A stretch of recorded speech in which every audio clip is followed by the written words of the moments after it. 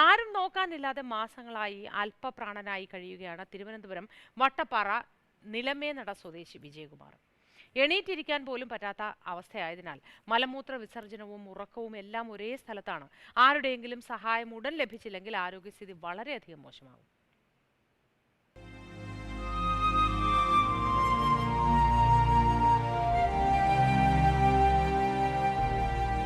മാസങ്ങളായി വിജയകുമാർ ഈ വാടക വീട്ടിൽ ഒറ്റയ്ക്കാണ്.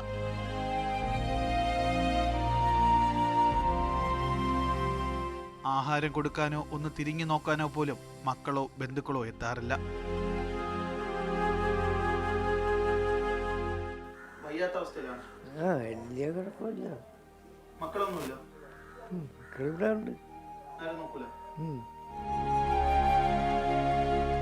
ശരീരം മുഴുവൻ വ്രണങ്ങളായി തുടങ്ങി. മലമൂത്ര വിസർജനവും ആഹാരവുമെല്ലാം ഒരിടത്ത് തന്നെ. കരുണയുള്ള സമീപവാസികൾ ഇടയ്ക്ക് ആഹാരം എത്തിക്കും. അയാൾ ബന്ധുക്കളെന്ന് 4-5 തരയൊക്കെ ഉണ്ടെന്ന് പറയുന്നത് നമുക്കറിയാം. 4-5 തരക്കാരനാണ്.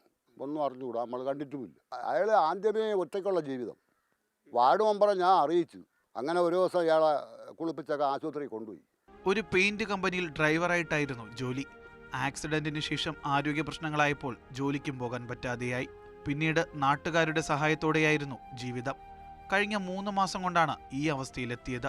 ഉടൻ വൈദ്യസഹായം ലഭിച്ചില്ലെങ്കിൽ എന്ത് സംഭവിക്കുമെന്ന് ആർക്കും പറയാൻ കഴിയില്ല. അനൂപിനൊപ്പം ജിബിൻ JB, മാതൃഭൂമി ന്യൂസ്, തിരുവനന്തപുരം.